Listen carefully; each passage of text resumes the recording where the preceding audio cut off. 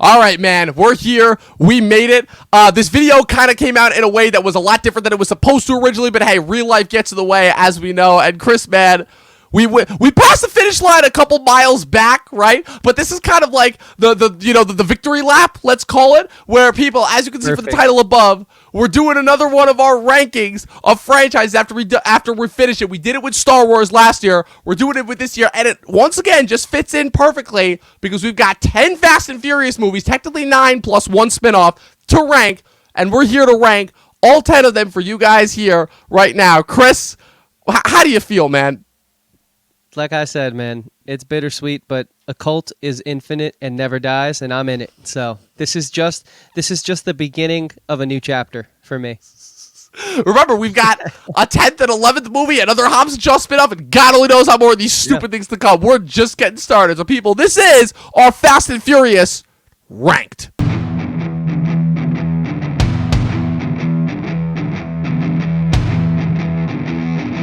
Oh man, Chris, this is still surreal for me. I mean, this video is not currently existing in the form in which I wanted it to, but it's still effing surreal, just as far as, wow, we watched I showed you all of these movies within a bubble. First off, how the hell did you not strangle me? Yeah, first of all, how the hell did you not strangle me after the first installment? And second of all, like, I don't know, like, I've never really gone through the process of conversion therapy. You know, I've been told that the conversion, you're not usually aware of it when it happens. So, like, now that you have officially been converted into the cult, like, what are your, just how do you feel? Were you aware of the conversion while it was happening? Like, you got to break this down for me. No, it slowly crept in. I feel like any good cult, they slowly, before you realize it, then you know, it's like one of those types of things. It's like, so like, you know, they weren't, it's like before I knew it, I was in, and then there was nothing else I could do but just, you know, succumb to the endless assault of Vin Diesel memes that the internet is just going through right now. Bro, I think what's your favorite one real quick? Because I think my favorite one so far, did I send you the one, the Vader Rogue One where he gets cut in half after it's like, no, the Force is not stronger than family? That's my favorite one so far. You didn't send me that one? That one's pretty good. That one's pretty great. I'm going to send you, I'm going to put it up on the chat let's see this one. Because these memes, first of all, how the fuck is it taking the internet this long to come up with all these memes? This franchise has been around for 20 years. The internet meme culture has been around for the last 5. How the hell is it taking them this long to come up with all these memes? So this is my favorite. I don't know if you guys can see it that well. It's Cersei and Jamie. Oh, I did see that. I did see that one. Dom, what are you doing here? And Dom just punches and he goes, "You don't do that to family." And then, did you see the one that I sent you? Did I send you the one the other day of fucking him looking at Black Widow as she's about to jump off the cliff in her scene in Endgame, and then he's like, "For family." Then he just drives the car off the cliff. Amazing, truly, just incredible. Incredible. We live in a very interesting time. The people, again, the internet takes its sweet time with certain things, but oh man, when it delivers, because, oh man, those memes are priceless. But we're here to officially rank all 10 Fast and the Furious movies. Again, very similar to when we ranked all of the Star Wars movies on this franchise, as well as our favorite movies turning 5 that we did last year. This is, again, we've done a lot of top 10 lists for this channel, right? But, you know, ranking things, that's just something that the YouTube algorithm loves. I personally love it. I love putting out my 10 of a shit. I don't know whether what I was into first, if I was into it first, or if YouTube kind of got me into it. But either way, there was always kind of like that mutual kind of thing that just aligned within me that kind of just worked out as far as, you know, my love of YouTube and being on YouTube, and as far as that goes. So we're here to give you guys another 10 rankings, and this time it's of the Fast and Furious movies. Ultimately, Chris, I know you have your thoughts kind of on rankings in general, and I absolutely understand where you come from as far as like the whole ranking art thing, but like, be honest, you've been looking forward to this ranking. Like, don't lie. Yeah, this is different. Yeah, how? I just gotta ask, like, how is it different? Like, what is it that sets this ranking so apart? Is it just the cultishness? Like, I'm genuinely interested here. What it is that sets this ranking apart is what it is that sets the franchise apart. This is a beast of its own, and so it plays by different rules, and therefore I have to abide by the rules that I'm set forth in front of me. Yes, that's literally how I see it. So sorry if that's like cryptic and stupid, but no, Fast and Furious gets what it wants. Yeah, no, Fast and Furious indeed absolutely gets what it wants. So, you ready to do this? Yeah, let's do it. All right, let's do it. So we're starting off at number 10, ultimately. What's it called? Number 10. So is it safe to say real quick before we start off that you and I, do we have the same number 10? Because I know I do that thing all the time where I'm hyping the audience up for when we have a combined top 10 for a combined entry, and then it turns out that we don't. So I just want to make sure, just reading our mind's eye, do we have the same number 10 here? I believe we do, yeah. I think we do. So people, without further ado, our number 10 spot for the Fast and Furious top 10 ranked is number 8, Fate of the Furious, which is just, oh man, it's funny because by the time we got to this point in the franchise, we were pretty locked in, we were pretty loaded, we were pretty ready to go, and my whole thing with it is, I said this before, so I'll go into this story now because I didn't really have a chance. I kind of just hinted at it when we were kind of doing the first time watch for this one, which is that I saw this movie April of 2017. This was the first Fast movie that I saw in theaters without my actual family. I went with my friend Luis. I was supposed to go see with my uncle. My uncle ended up bailing because he had to go to a later showtime. And that was right at that perfect sweet spot where I was getting into the art of, let's call it the marijuana leaf, So I went in to this movie after smoking a bowl. And that was when, just hitting a bowl would get me high out of my goddamn mind. And I saw this movie inebriated as fuck and had an absolute blast. And I realized as I went back and watched this movie the multiple times throughout that inebriation clearly compensated for a lot more than I realized because, oh man, there was a lot that is wrong with this movie. Obviously, this movie was always going to have a giant leg up being the movie that immediately followed 7. But this to me was where the franchise kind of steps away from kind of what makes it great and starts to get into just the visual spectacle of it all. And the visual spectacle obviously was always such a crucial part of the Fast franchise, but this is where it started to take center stage. There were also just a ton of other problems with this movie. Obviously, the Rock and Vin Diesel feud really rearing its ugly head. The fact that this felt like it was doing a backdoor pilot for Hobbs and Shaw throughout while the movie was happening. The fact that they greenlit Hobbs and Shaw while this movie was happening also did not help one bit at all. The giant feud between the family, the chemistry just didn't feel like it was there. Roman, in his usual mugging, is reaching in this movie. I feel all my sympathies in the world go out to F. Gary Gray for having to direct this train wreck schlock fest of a movie because he did his best. I think he was coming off a huge win with Straight Outta Compton. And yeah, this movie is just not it. It's the one where the Vin Diesel subplot feels the most tonally dissonant from the rest of the movie that's going on.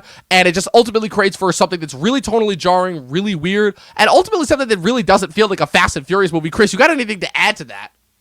Yeah, I think my biggest issue with it is just the sloppy filmmaking in regards to with The Rock and Vin Diesel clearly not being in the same scene. There's just noticeable stuntmen. There's noticeable multiple takes where The Rock's sitting in the hospital bed and he's got all the things pinned to his chest and they're one way, then you cut back, they're another way, and you could just see that it's oh wow, these guys hated each other that much that we couldn't even pay attention to the smallest bit of continuity. It's just, for a franchise that, I know has always been kind of schlocky, starting off with the Point Break remake and all that, it at least kind of carved its own unique sort of destiny, and you kind of just stepped all over it in this one. And it's just, for someone who's a fan, this one hurts a little bit. So yeah. I think it deserves to be the last. Yeah, it's unfortunate because it was a massive step down when I watched it. The second time I watched it, which was at Thanksgiving, where I had all the cousins there in the room, and so we watched Fast 5 first, and that was just that's an experience in and of itself. There's just Fast 5 is just so amazing for so many different reasons. Well, we'll get there. And then we watched Fate of the Furious, and I was like, oh, something's off. Why am I not feeling the same way that I did the first time I watched it? The one thing I will say, though, is that prison escape sequence is fucking awesome. That's the one thing I will stand by. If nothing else from this movie. And I will say also, The Rock and Jason Statham in this movie, better together in this movie than they are in their own solo movie, which I'll get to in a little bit. But yeah, that prison fight sequence is awesome. But if that's the best thing I can say about this movie, yeah, that easily makes Fate of the Furious the worst of the Fast and Furious saga. So moving on to number 9. So I believe this is where we start to differentiate. So I started off the last one. So you want to take this one?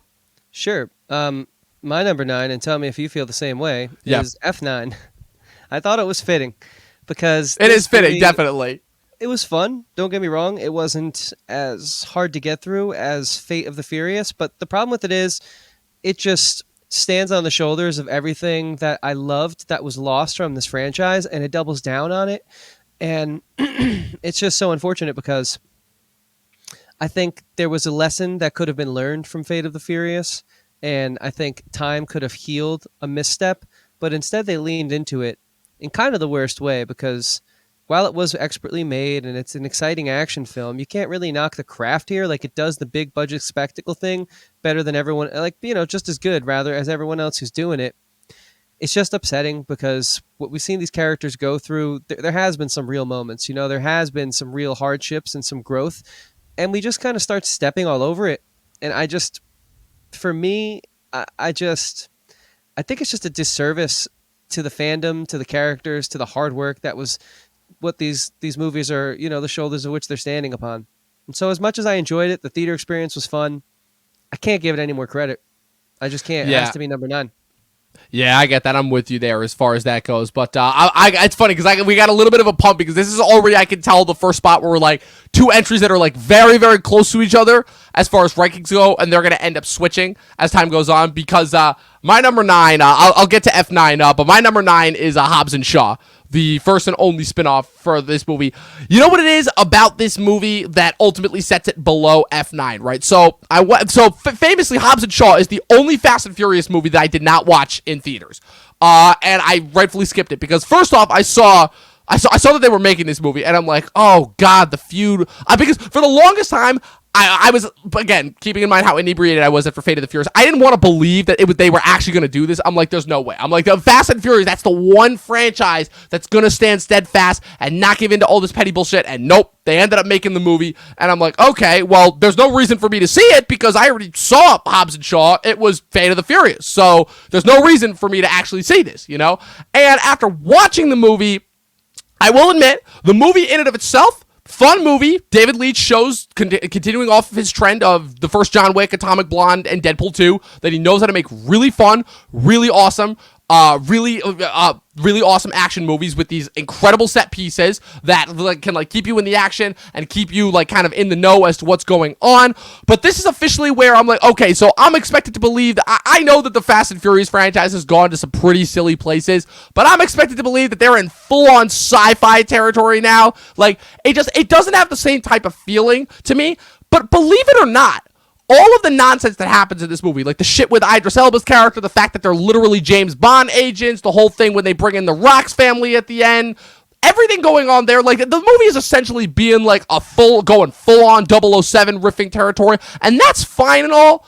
My number one problem, and why this sinks lower than your number 9, is the fact that it's ultimately repeating what we already saw. We already saw Luke Hobbs and Deckard Shaw, those characters, not get along, eventually managing to find mutual common ground, and coming together at the end in Fate of the Furious. In fact, it was one of my favorite elements of Fate of the Furious.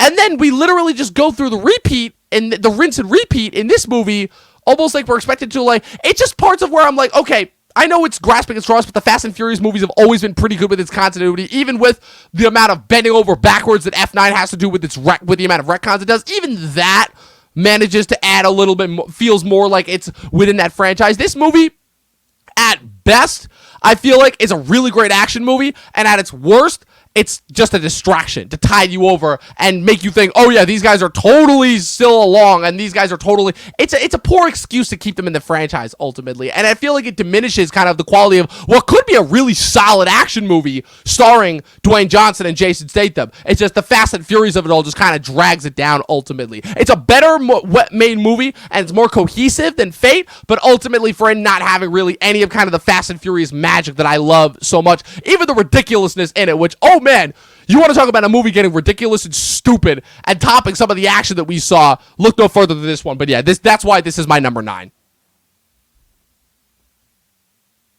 Yeah, no, I can't blame you. I can't blame you at all. So I'm going to move into my number 8. And for me, number 8 is Fast and Furious 6. Interesting. Yeah, it's the first point where I really felt like, okay, what are we doing here? Especially coming off the high of F5. it was a little unacceptable for me. It was one Yeah. of the first Yeah. unforgivable moments that the franchise put me through as a fan who kind of like watched them in a way that really kind of made me, for the first time, like appreciate them and expose myself to something that I was pretty against watching for dumb, stupid reasons, but then really opened up to and ended up loving and realizing the error of my own ways, how I was depriving myself of something I loved. So it's not the deepest film. I can't really talk too deep about it either. So for me, really, it's just the fact that it was such a setback that kind of crushes me because this is still close to the golden age, in my opinion. And so, well, actually, it's right touching the golden age. It's bordering the golden age, in my opinion. That being 1 through 5, and so it sucks. It sucks that we got this. But anyways, we Yeah. can. There's not much really more for me to say about it, Yeah, other than I'll the go. fact that you know. It came and it went, and it's not one that's going to leave an impression on me like others have. So Yeah, my whole. I'll get into this when I talk about F6 because my ranking of F6 is not too far behind you. But yeah, F6 I'll definitely admit is where the problem started to rear their ugly heads. But if we're getting into my number 8, kind of again getting into a little bit of the bottom of the barrel here, my number 8 is F9 because for all the reasons that you added, quite literally, but for the fact that at the end of the day, it still felt like more of a Fast and Furious movie than Hobbs and Shaw. Like, yes, even though at this point, everyone knows that, like, they're scraping bottom of the barrel. The franchise should have ended at 7. There are so many problems that happen with this movie. But you want to talk about a movie, and I've said this before, that just goes for it. Ultimately, this is Justin Lin's return to the franchise after he put his stamp on it and ultimately transformed. I'll say that the work that he does between Tokyo Drift and F6 was more transformative, really, than any other director, that has put a stamp on their franchise. I think that's part of the reason why the Fast and Furious franchise feels so wholesome and and unique and feels like a singular vision, unlike so many other action franchises, is largely because of Justin Lin. And while this movie is so chock full of problems, like, why does Kurt Russell just leave out of nowhere? Like, he's the crux of the movie, and then they just abandon it. Why is John Cena the bad guy here, but he's only got, like, maybe 5 or 6 lines? Why is Charlize Theron even here, and she's literally in a box? Why the fuck do we have this flashback with Dom and Jacob, and why are we spending so much goddamn time with it? Because I've made it clear that I hate the CW. And of course, spoilers, of course, like, the movie's already made like $600 million worldwide, more than that, so everyone has seen it at this point. They finally did the jumping the shark moment, and they do the going into space thing. And of course, I mean, it's the Fast and Furious movies. They're going to drive through a satellite and be completely fine. And Roman and Tej are going to be completely fine afterwards. And this movie has the audacity to finally now, 9 movies in, be like, oh, we're invulnerable, but we're just going to comment on it, And then we're expected to believe that the franchise is in this weird spot where it's like, oh, we're acknowledging the kind of the inherent stupidity of this franchise, but we're still gonna go on and do it. It's lampshading at its worst. I hate it because the Marvel movies have been doing this for years now, and the Fast and Furious finally did it. It's ultimately the movie that exemplified all of the bad franchises, which sucks because there's still a lot to love, I think, about this movie. I think the idea inherently, in concept, does work, of Dom having a younger brother and bringing back the idea of family into the franchise, right? Which is what this franchise ultimately is about. We make jokes about it. There's internet memes about it galore. But, like, there is still, I think, inherently something to be enjoyed here. But at the end of the day, it still makes for, I think, an ultimately fruitless and kind of overall lackluster product. I still had fun with it, which is what ranks it above Hobbs and Shaw and Fate of the Furious, but it is still very low tier Fast and Furious. So at best, I can only give it number 8. yeah, no, well said, well said. Good points all around. So I'll just get right into it then. My number 7 film, and we're already at number 7. That's a good pace. My number 7 film is going to be Fast and Furious Presents Hobbs and Shaw, 2019's forgotten action film. I have to say. More like, I feel like 2019's forgotten film in a weird way, because I think a lot of people forget that this came out in 2019 because it was so packed with movies. Right. It definitely was. And, it kind of makes sense why it's forgotten because of how much it strays away from what we're doing here in this franchise throughout the entirety of its run. But the real thing about it for me is I don't care that we strayed away. At this point, we'd already suffered, and I will use that word. We had already suffered Fast and Furious 6. And so I just wanted quality to come back, and I felt we got that in this movie. The reason it's not higher is because it's silly, it's zany. Idris Elba is literally a cyborg.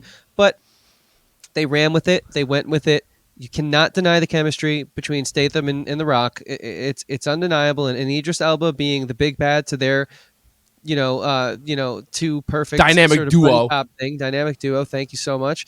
It's just the chemistry on screen is phenomenal. And so it does everything I want an action film to do. Makes me think a little bit, but mostly it's a lot of fun, and the character work justifies the zaniness, and it doesn't really get in the way of it. It's clearly not a Fast and Furious film, so that's the only real disconnect I had watching this one.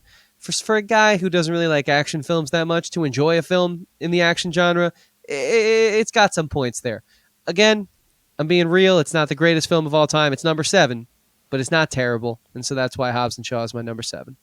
Yeah, well said, well said. I mean, don't be wrong. I had fun with the first time watch, especially since that was the only first time watch where it was both of our first time watches rather than the rest of the franchise. But yeah, it was ultimately a movie that I'm like, man, I feel like I should be into this so much more. But I'm like, but this doesn't feel like a Fast and the Furious movie. And I know it's a spinoff, but if you have Fast and the Furious in the title, it should feel like a Fast and Furious movie, which leads into my number 7 because while I will say this movie absolutely does feel like a Fast and Furious movie, and I still think there's a lot of good to say about it. You were 100% dead on with the points that you brought up. This is the movie where the bad parts of the franchise started to seep in. My number 7 is Fast and Furious 6.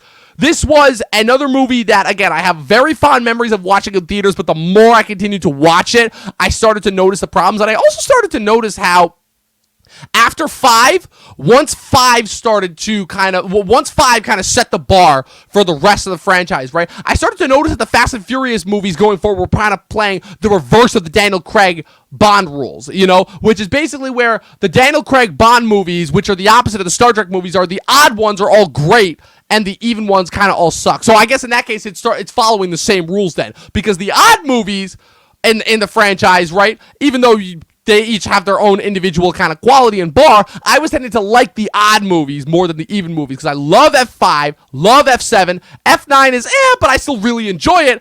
F8 sucks. F6 is where the problems started to rear their head. And it's very clear that this was Justin Lin's swan song with the franchise, at least at the time it was intended to be so. And ultimately, at the end of the day, it just felt, it kind of set this really bad precedent, I feel like, for the franchise going forward, which is where, so we're just literally just going to reset at the end of every single movie. We're going to be all cool and copacetic, and we're going to have this nice, fun barbecue, and then there's going to be a post-credit scene where a new villain comes in to rear its ugly head. And at the time, with the Jason Statham thing seemed like this really awesome cherry on top of the awesome Sunday that we just witnessed. But in hindsight, I think this is the movie that has been damaged the most overall in hindsight, because the villains and how seriously they were taking this franchise at the time worked for at the time, but in hindsight it feels really silly just how seriously Luke Evans is taking the source material, especially in comparison to Jason Statham and Helen Mirren and Vanessa Kirby and the other members of his family that were brought in that just seem to have a much better grasp on it. This is where the stunts really started to rear their ugly head, where it's like, okay, the bank vault in Rio in the last movie, that was one thing, but now Dom's literally flying through the air like Superman, catching Letty, and not sustaining any injuries. He gets shot in the shoulder, and I'm pretty sure he squeezes the bullet out later on. Brian is literally just hopping back and forth between countries with no repercussions whatsoever, and then it ends, of course, with again, the first of many, many gimmicks and stunts in the franchise that would become memes with the longest runway ever. The feud wasn't yet where it was with Vin Diesel and The Rock, but already it doesn't feel like The Rock has the same magic that he did in 5 ultimately. And it's just, and also this movie, I think, commits the ultimate sin, which is by trying to bring Michelle Rodriguez back into the franchise, they do Elsa Pataki, Chris Hemsworth's wife, dirty.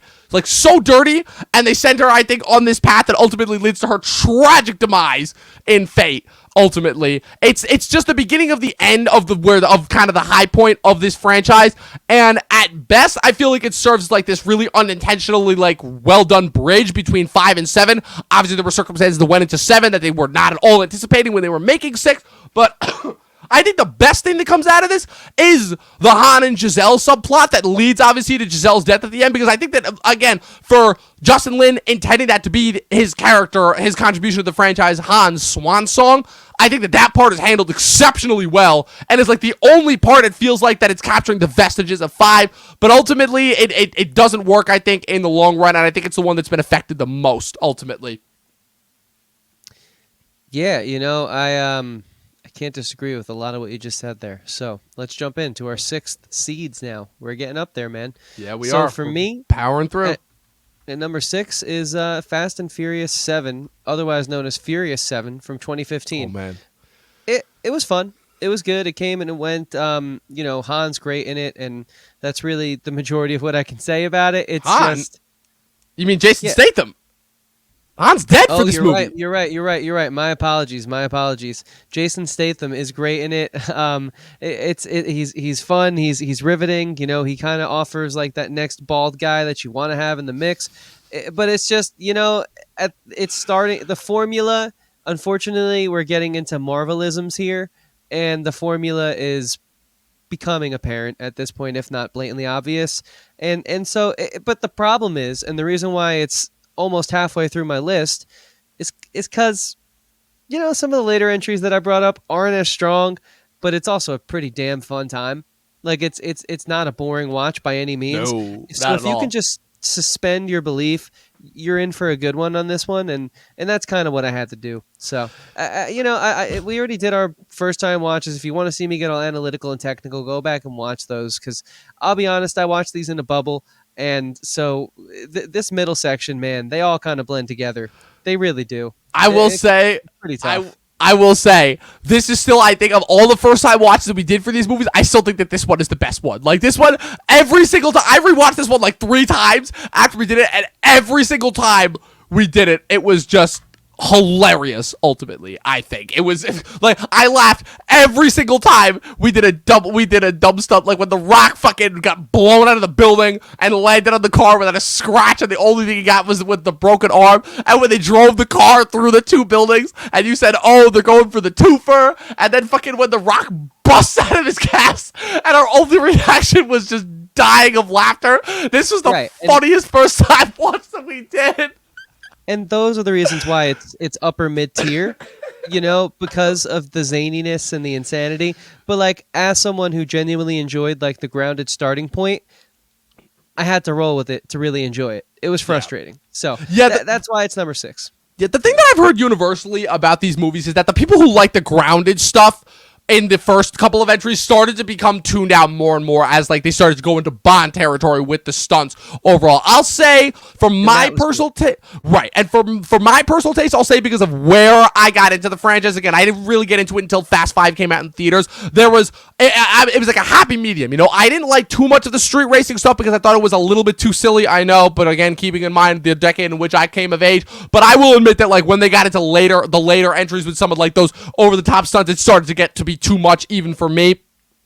But it's funny because as I was reconsidering some of those earlier entries, I feel like it definitely kind of made me do a lot of thinking, right? And kind of I'm like, wow, I just realized with this franchise, I was witnessing kind of the death of the cinema that we love in real time. Much more so, I feel, than the Marvel movies, because by the time the Marvel movies started, that transition was already in full swing. These movies had a full, like, had a full like 6-7 years before the Marvel movies came onto the scene to really like still be a part of that vestiges of old cinema that we grew up with, that we love. And while I will say that this entry, I still don't think it's one of my favorites, just based on, again, because it's got certain elements of the time that I just can't get on board with, as far as I'm like, okay, this just doesn't appeal to me. I will say that my number 6, which is Too Fast, Too Furious, has a lot of stuff in it that you will never see in movies made today. And that is where I have to give it credit, because I will say the silliness in this movie, because this movie just took kind of the street level kind of heist nature that the first movie did and just up the silly antics to 11. John Singleton comes in to take over this movie after Rob Cohen for the first one and says, okay, we did the Point Break stuff? Cool. Let's just go zany with it, Brian Paul Walker is the only one still in this franchise. Everyone else has walked away from it because they've all got contracts. They're all doing other stuff. Michelle Rodriguez is doing other stuff. Vin Diesel is doing other stuff. Jordana Brewster's doing other stuff. Everyone else, let's face it, aside from Vince, who came back for 5, no one else from that movie is still worth talking about, because no one else comes back from those movies. But they said, we're upping the silliness. And even though it's still a little bit much for me, the antics really do feel cartoonish with the fucking ejector seats and the fucking, like, arrow stuff and customs. Oh, customs. I want to do another reaction just to fucking rant and rail and customs about how fucking idiotic and incompetent they were. there's a charm that this movie has. Definitely. I will say this movie has an unabashed charm, especially for Tyrese and Ludacris's entry into the franchise, who would become franchise staples going on. None of them knew in 2003 that by the year 2021, they were going to be 18 years later, they were going to be two of the biggest movie stars on the planet. It is certainly interesting, I think, to witness this movie both within the bubble in which it came out in 2003 and as in like a kind of a weird time capsule way, because like 2003 is like 18 years ago, but like it's still fairly recent for us, so we still remember that. So it's definitely interesting. It's got a lot of awesome stuff that, again, I don't think we just wouldn't see in movies made today, because they just quite literally don't make movies the way that they used to. But at the same time, there's also a lot of stuff that this entry is ignored. I don't think this is a perfect entry. I don't think the villain works entirely. Cole Hauser's in a completely different movie. Eva Mendes, I think, would have worked if they'd brought her back and used her in more of a capacity than they did in just a cameo at the end of 5. And the rest of the movie, outside of kind of the elements that really work, which to me are Paul Walker, Tyrese Gibson, and Ludacris, not all of them work entirely, and the rest of them kind of feel very of their time in kind of a forgettable way. But it's still a really enjoyable movie, and I think it adds a lot to this franchise that a lot of people have forgotten about. So I think that's why it's got the perfect spot right here at number 6. It's like the bridge between the two sects of it. Fair enough. My number 5 film in the Fast and Furious franchise is Too Fast, Too Furious. I love the charm here between Tyrese and Paul Walker. I respect Paul Walker so much for just taking this film and carrying it on his back. You know, losing Dom Toretto is no easy task, and he really kind of got us through it. And I think this movie is very harshly looked upon. It's kind of not fair, because I don't think it deserves the amount of hate that it gets. In fact, I think it's a very well-made film. Again, it's a departure, but whereas later installments are departures, I would say, for reasons that they could control, this one really was, Star won't come back. What are we going to do? Well, Paul Walker's on board still, so let's make this character a little more fleshed out, give him more life. And ultimately, I think without this film, that character isn't as beloved. Going down the stretch, you don't feel for him the way you feel for him throughout his journey and arc with the franchise. I think this film's really important. I think that this film, while it might not be the best made film, is a huge reason that this franchise has legs to stand on, especially a legacy that was carved out by one Paul Walker. So I think without this film, history is going to look at this franchise very differently, and so that's why that's my number 5 film. Yeah, no, it's like I said, it's important. It's very important. Like those first 4 movies, I think, are so much more important than any of the franchise that any of the entries that came after 5, with the exception of 7, I'll say, because each one of those definitely, I feel like, kind of added a track, pun intended. Look, come on, we know the car puns at this point. They're here to stay. A track in this franchise that like was very stable, because again, 1, introduced us to the world. 2, kind of set the stage with the humor. 3, put it international, and then 4, brought back Brian and Dom together in order to set the stage so that 5, 4 walks so that 5 could run. And that brings me into my number 5, which is probably going to be my most controversial choice on this list. And again, I was talking about the time period elements for Too Fast, Too Furious, and it is entirely why the Fast and the Furious, released 20 years ago this year in 2001, goddamn, that's still throwing me for a loop. I remember we did our top 10 movies turning 20 at the beginning of this year, long before we did all this whole thing, and it's throwing me for a loop, man, because I will say that this movie is absolutely a solid movie. It's a fun crime thriller. It has so many isms that make it stick out in the time period. But for the most part, unlike Too Fast, Too Furious, it's taken itself too seriously. Yes, it is an unabashed remake of Point Break. But I think the reason why that wasn't as kind of culturally sound, and why that didn't really become a thing until recently, like when the whole kind of internet film movement really started, was because I think it does a good job setting itself tonally different from Point Break, which is Point Break, for the most part, feels like a legitimate action movie. This movie feels more of like kind of like a, more down to earth, kind of like it's a cop movie, it's a street racing movie, but like there never really been a movie made like this before up to this point, and I think that's why it still has such an impact, even though the franchise has long since left the type of area that this film occupied. But the reason why I can't get on board with this movie, and the reason why I just personally gravitate towards my top 4 that I have above this, is because just the elements of the time period, like the fucking the what is it, the blonde highlights and whatever the fuck that fashion was, and just certain of the isms and the overacting. I'm just like, it's fun. It's fun to watch, but just in hindsight, I'm just like, oh my god, like it makes it too silly for me. Ultimately, in a weird way, like I get why Vin Diesel. I'm like, wow, Vin Diesel was the type of an actor that only could have worked in that specific time period, because if you look at what he's doing now, pretty much every single role that he's done in the 20 years since Dominic Toretto is either an iteration of Dominic Toretto, with the Triple X movies. I know the Riddick movies had their time to shine. I can't really comment on those, but it's either essences of Dominic Toretto, which is either Fast and Furious, Triple X, or any one of the other god-awful spin-offs, like remember Bloodshot? Anyone remember that movie? And or voiceovers, like where he's always casted like these really kind of appealing, really empathetic, kind of like larger than life characters that always have that heart of gold. And that's it. But like the early 2000s was like a very, very specific time period, right? Obviously with like, the Tony Hawk skating games, when those were a big thing, right? And it was really the only way in which this movie could have worked. And so kind of, unfortunately, and I hate to be this guy, but the elements that kind of ground this movie in its time and make it so of its time are kind of what kills this as far as future longevity. It's certainly important to the franchise as far as starting us off. All the character work is there. I still think that Brian's arc that he goes through in this movie is really awesome. I think it does a great job of introducing us kind of to Dominic Toretto's world and all of his little characters. All the members of his, little motley crew. Before we get into them, as over the top as they are, I still think they each have something that they bring to the table. Again, pun intended. But it's super important to the franchise. But ultimately, the first one just does not, to me personally, hold up the way that it does to other people. But it's still crucially important to the franchise. So I think number 5 is the perfect spot for it. There you go. Fair enough. So for me, coming in at number 4. Is Fast and Furious, 2009's Fast and Furious. Ooh. Oh, we share the same spot because my number 4 is also Fast and Furious, so we can just talk about it now. Perfect. Yeah, so for me, the reason it's number 4 is because it definitely revitalizes the whole Dom and Letty storyline and gets us back on track, and it pretty much does everything you need for like a soft reboot and like the pillar to rebuild off of, learning lessons from the first 3 films and taking the best parts. The only problem is I think that it's not a problem. I think the reason the other films are so lower is because they were still trying to make some type of action film mixed with art here, whereas we kind of lost that later on and it became more about spectacle. So it's definitely of its time, but I think it's like one of the last sort of pillars of that era when there could be at least something cinematically beautiful in an action film, or something that was a little more than you would expect from this medium to give you in regards to maybe the writing or the character dynamics or something like that.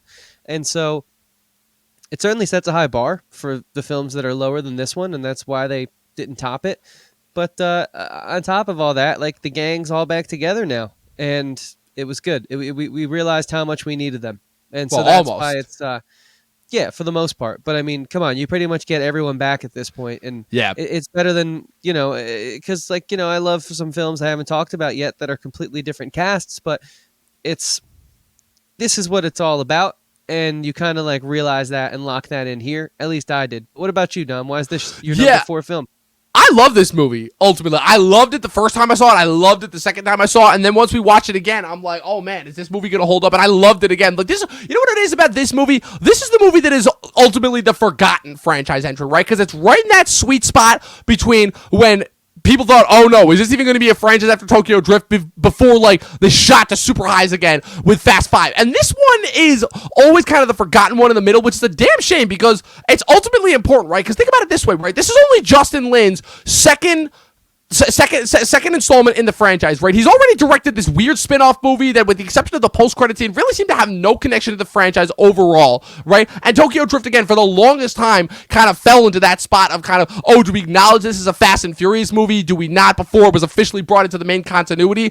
And upon rewatching this movie, the legwork that he has to do here, you're right, bringing the whole original cast back, because by that point, even Brian, who was the only one that stuck around after everyone bailed in the first movie, had not been in the franchise for 6 years at this point, So you have that to consider.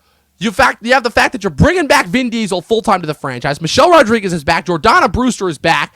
And so ultimately, this movie kind of has to act as a soft reboot, not to mention the fact that he wants to add a new tone, right? We're in the late 2000s now, right? So we've got a different genre of action movie that we kind of have to hit. You know, we can't go as goofy or as silly as some of those earlier installments, right? We want to have this, like, kind of be not serious per se, but, like, kind of show that this franchise has legs ultimately. And the foresight that he kind of has, right? He gets a lot of credit for Fast Five. You know, you and I both love Tokyo Drift, but I think this is the hardest job that Justin Lin had for within his time and his tenure into the franchise. I think he fucking nailed it. This movie still holds up, I think, completely well. There's very few flaws. This movie kind of adds the last of the cast members that would come into play such a crucial role in the franchise going forward, because this is the movie that brings, not in addition to bringing back Don, Brian, Letty, and Mia, this movie also officially factors Han into the main cast member, right? This introduces us to Tango and Leo, and this brings in Giselle, not to mention the fact that,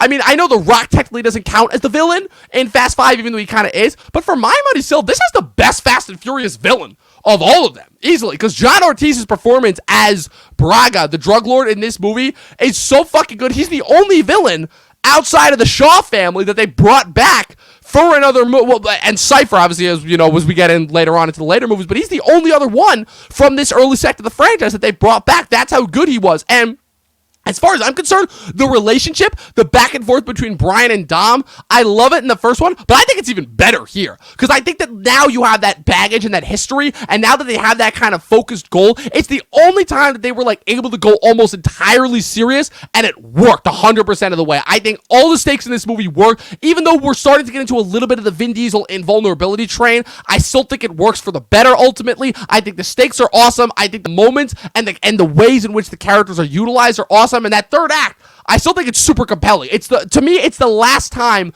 that the franchise could truly be grounded. And I think for all of the hurdles that it had to accomplish coming off of Tokyo Drift, and then I think it set the stage perfectly to go into Fast 5. And the fact that, again, so many people forget about this one, I think is a damn shame, because it's really fucking good if you give it a rewatch.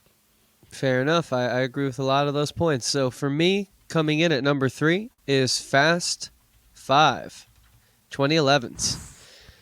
You know, I still feel that's blasphemous, but I get it. I'll let you say your piece.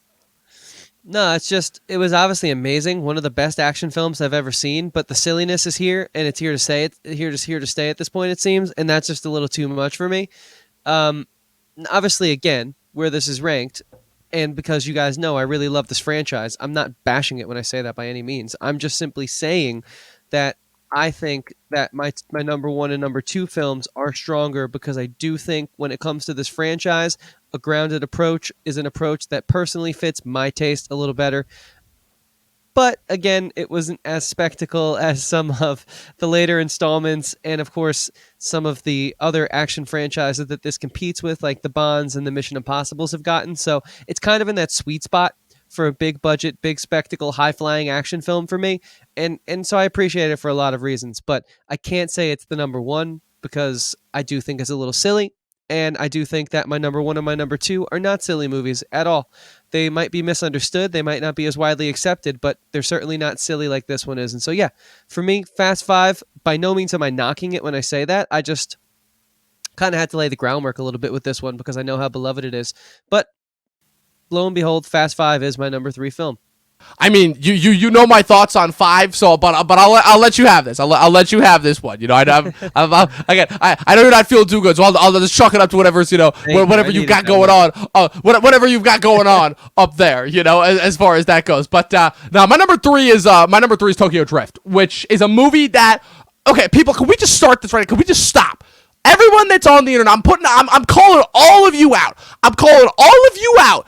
Everyone who says this is a bad movie, go check yourselves. Go check yourselves, or go rewatch it, or whatever, because this movie fucking rocks. I've never understood the hate. I watched this movie so many times. It took me so many years to finally realize that this is a legitimately great movie. This is Justin Lin's entry into the franchise. This is Justin Lin bringing Han in from his other movie, Better Luck Tomorrow, and he fucking crushes it. I think the only thing that doesn't work about this movie, I think even the elements that set this movie in 2006 to kind of fuck up the rest of the continuity with the franchise, I think even that is actually kind of well done because of just how well made this movie is. The only thing, and I mean the only thing that doesn't work about this movie is the lead character. And just given how they were able to factor the character of Sean Boswell into later installments, particularly into F9, I think still works because there was a reason why this movie has the legacy that it has, and the fact that this franchise, why they always continue to acknowledge it even going forward. I think this movie is ultimately fantastic.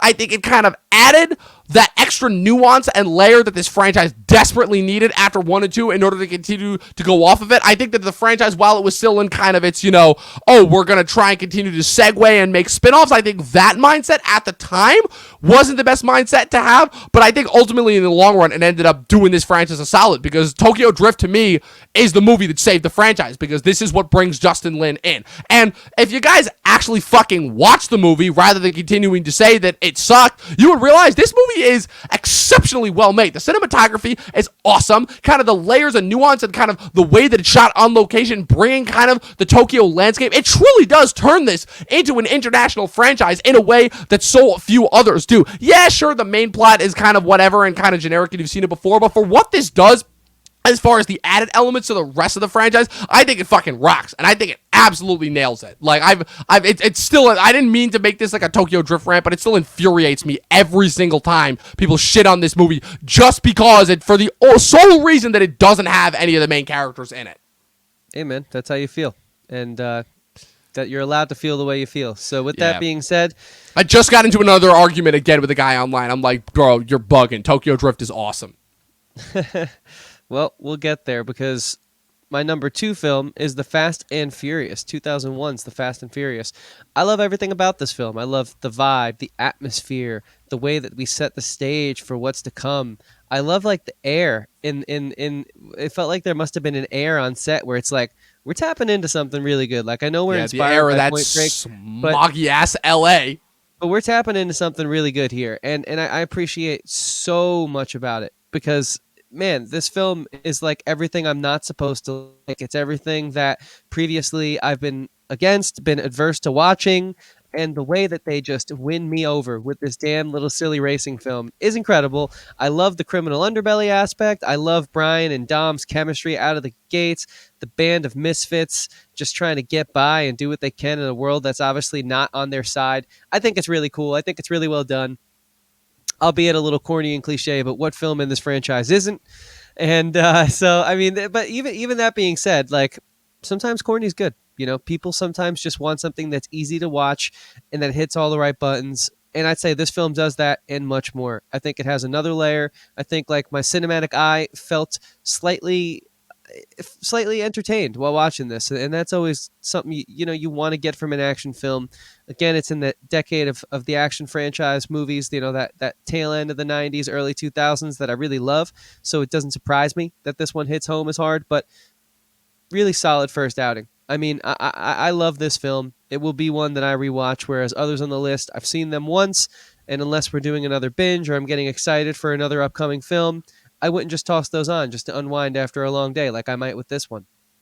And in fact, I have since I've seen it. So, yeah, Fast and Furious, love this movie, love this franchise, and it's all because of this film. So, all right, so for my number 2 is Furious 7, which I know that you were not the biggest fan of this franchise, but I'll fully chalk this up to seeing this movie in theaters completely got me with the Paul Walkerism. Because like the problem is that Paul Walker's death going into this movie ultimately shifted the focus of this movie from them dealing with Deckard Shaw to how they were going to say goodbye to Paul Walker. And ultimately, I think it saved this movie from going down the rabbit hole of kind of like what F6 and F8 were going down, because I still think that of all of kind of the gonzo, over-the-top action movies that we ended up getting into later on with this franchise, I think that this is the one I think was the only one that kind of really nailed the elements that officially, that kind of brought back the elements that made those first couple of entries so inherently awesome.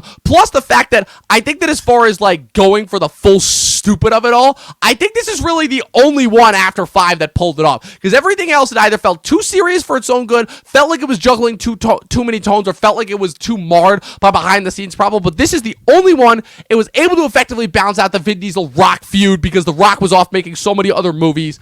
I think it was fully, I think that kind of allowed them to pay homage to Paul Walker in the best way possible. I think they were able to utilize Jason Statham, I think, in still a really awesome way, as kind of like, okay, well, these people are literally unstoppable at this point, so what do we do as far as villains go? Oh, bring in another guy that's literally unstoppable. And I think Jason Statham entered the franchise at the perfect time, before they kind of got too silly and zany with the franchise. I think the worst thing in hindsight about this movie is the fact that Jason Statham is retconned in to become a good guy, because I'm like, unlike the rest of kind of like the bad guys that they ended up making part of the family, like, this is not a John Cena situation who was kind of like really just in the spy game. No, Deckard Shaw murdered a bunch of people, at the time killed Han, and actively like was pursuing them. So I think that was the thing that aged the worst from this movie. But as Michelle Rodriguez fully being back in on these movies, I think she kicked ass. Tyrese is probably the funniest that he is in the entire goddamn franchise in this fucking movie. And the stunts, well, absolutely ludicrous. I think they all work. They're all stupid to beyond belief, but I think they all work. I think the way that this movie is shot, this is probably one of the best shot movies. I think James Wan,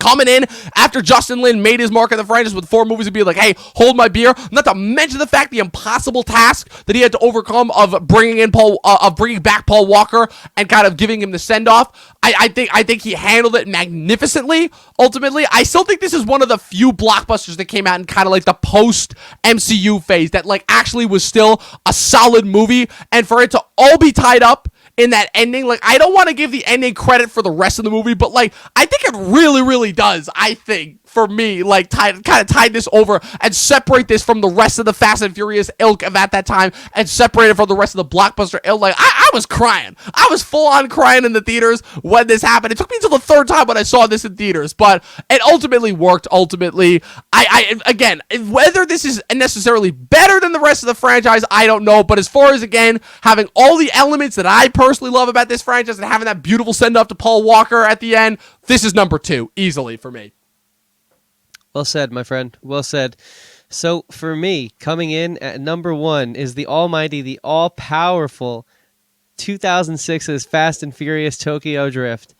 I mean, talk about putting the team on your back. You know, this film is incredible for so many different reasons. I love the tone. I love the vibe. It's dark. It's gritty. It shows the city, which I haven't really been too exposed to before in film. And when I have, it was this nice, shiny, bright haven as this criminal underbelly where, you know, people are just trying to fit in and prove themselves in these like tests of aptitude with their cars, and just racing is life and life is racing. And I never cared so much about a goddamn vehicle in my life than watching this movie. The whole way that they factor in the drift is amazing. I think it's just so well done and so well executed. The characterizations are like awesome. Like, I'll just say that Han sort of taking and stealing the show here is amazing, as well as, I mean, everyone loves their favorite forgotten rapper, Lil Bow Wow. So, you know, why not? I mean, look, Fast and Furious Tokyo Drift was the most fun first time watch I had. It was, I think, the highest level of achievement in film that this series has reached. And to this day, I think that without this film and without Too Fast, Too Furious, this franchise would not have gone on the way it did. So I have nothing but respect for this movie. Absolutely, absolutely. And, I mean, I love Tokyo Drift. It was my number 3. Fast and the Furious, I know people love that one. Those are pretty universal, and then I know a lot of people love Furious 7 as well for kind of being the place where the franchise should have stopped, let's be honest. But I mean, come on, we all know. Us true fans, us true believers know what the best entry in this franchise is. It's Fast 5. It's Fast 5. It's unequivocally, without a doubt, it's the only entry in this franchise that I would dare to give a 5-star rating. When I rewatched it the last time, it just reaffirmed everything that it is I love. It's the only entry in the franchise that got everything right. It got the family right. We had all the cast members back, obviously with the exception of Michelle Rodriguez, but at the time, Again, she had actually kind of made her exit from the franchise in a really awesome way. You had the perfect antagonist with The Rock, because at the time, that was ultimately when Vin Diesel and The Rock were at their best, was when they were kind of adversaries to each other. It still had, the action was starting to get into stupid territory, but it was still just grounded enough because the fact that, and this is the thing that I forgot to bring up on that first time watch, 90% of those stunts were filmed practically. There was very little CG. In fact, the whole point of that movie was that Justin Lin wanted to shoot that movie with as little CGI as possible, and for the most part, it still looks fantastic. The actual villain in the movie, even though he's kind of forgettable in hindsight, I think that actor, Joaquim de Almeida, does a fantastic job as Hernan Reyes. And also, this is the entry that brings in the Ocean's 11. This is the franchise. This is the entry that officially assembles the family when they bring together all of their other comrades from the previous movies, all into one dynamic, explosive team. I said it before, I'll say it again. Fuck the Avengers. This is the greatest coming together of any team that I've ever seen on screen, and it hit 1 year before the Avengers. I think that again, all the elements in this movie just hit completely. The emotional elements are on their high. This is when Brian, of course, finds out that Mia is pregnant. The beginning of the second generation of Fast and Furious. Like, I can't wait until later on when we're on Fast and Furious Gen 2 and Dom's kids and Brian's 2 kids are leading like Han and Giselle's kids when they bring Giselle back from the dead, and Hobbs' daughter, and all of them are just like, it's like the Fast and Furious, the teenage edition. It'll be like, oh, Jesus, I gotta stop before I give the studio ideas for more ideas.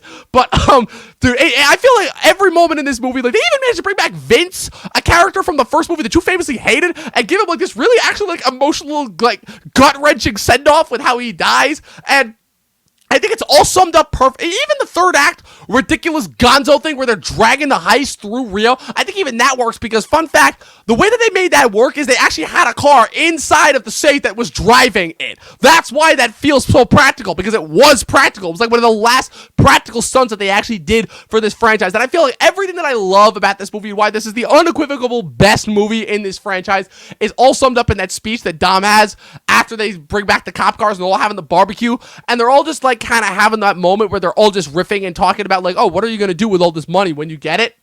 Because you just never, I think that was the one moment that even Ocean's 11 neglected to include, because Ocean's 11 was all about like kind of the thrill of the heist, and it was all about Danny wanting to get Tess back. But this is the movie where it's like, yeah, at the time they were still criminals right before they kind of transitioned into the super spy territory. And so they were just sitting down, chilling, having a meal, and we're talking about, yeah, what are you going to do with your money afterwards, you know? And it was all summed up in that beautiful toast that Dom gives with the whole money will come and go, but the people right here, these are the people that are going to matter. Because we said this before, you just don't see that. You don't see that in action movies, just ever, you know? And it did it so perfectly, so beautifully. All the emotional beats were hit. All the action beats were hit. The franchise was the official statement, okay, this franchise is here to stay, and this is what we're going to be going forward. The Rock has never been better in this franchise. Quite frankly, I don't think The Rock has ever been better in, you know, I take that back. He was better in Pain and Gain. I will say that Pain and Gain was a better performance, but as far as just kind of the perfect combination of The Rock as an actor and The Rock as a persona, it has never been done better here. It hits all the beats. I think it does everything right, and it ultimately, I feel like, was everything that the franchise has been trying to be up until that point, and that's why it's easily my number one. Again, I stand by Bill Simmons' statements that this is one of the top 5 greatest action movies ever made. I still stand by that statement, and yeah, it's the only perfect Fast and Furious movie to me, so it's my number one, easily. Hell yeah, man. That's how you do it. Yes, indeed. And so, people, we're not going to do a combined list this time around because, again, it was kind of our own each to experience. So I feel like we each need our own individual top 10 list. So we won't be doing a combined list overall for the franchise. But thank you guys once again for tuning into another Talkin' TV combined rank. Chris, I love doing these lists with you. I can't wait. Don't worry. I've got so many more plans to go, both for myself and for you and I. Like, this will not be the last time that you guys see us. But what did you guys think of our rankings? What are your own rankings of the Fast and Furious franchise? Make sure you leave them in the comment section below. Be sure to also click the like button and the subscribe button, and be sure to check out all the rest of our Fast and Furious movies that we've done. We've done a lot. We did all 10 movies, and we also put our review up for F9 recently, so be sure to also check all of those out. Thank you guys so much for being on the journey with us. We could not have done this without you overall, and you can keep up to date with everything that we've got going on by following us on our social media profiles at Talkin' TV Podcast on Facebook and Instagram. Chris, where can the good people find you? Yeah, you guys can find me in the same places you can find our podcast, Instagram, Facebook. I also have a Twitter, and that is at Christian Evanko. Evanko spelled Evanko. I make music, which I would love for you to go listen to. You can find that very easily through the link in my bio. And I also have another podcast called Talkin with Andrew and Chris, a show about life, music, and everything in between. That's Talkin, the same exact way we spell it here. Again, available through the link in my bio, and I hope to see you guys there. Dom, what about you, man? You can find me at posting pictures of my new vacay that I just came back from Jamaica with, hence the tan ultimately.